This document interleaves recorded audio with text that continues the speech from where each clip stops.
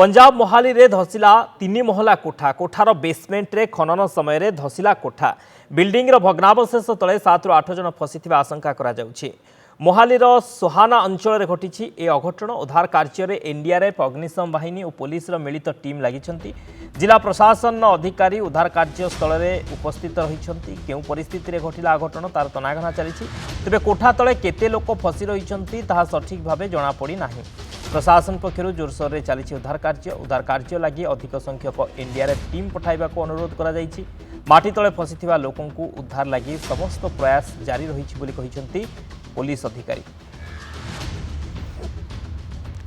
तो पंजाब मोहाली रे 3 महला कोठा धसी जाइछि। कोठार बेसमेंट रे खनन समय रे ए अघटन घटी बिल्डिंग भग्नावशेष तले 7 ରୁ 8 जन फसी रही आशंका करा जाउछि। प्रतिक्रिया रहुछि सुनिबा।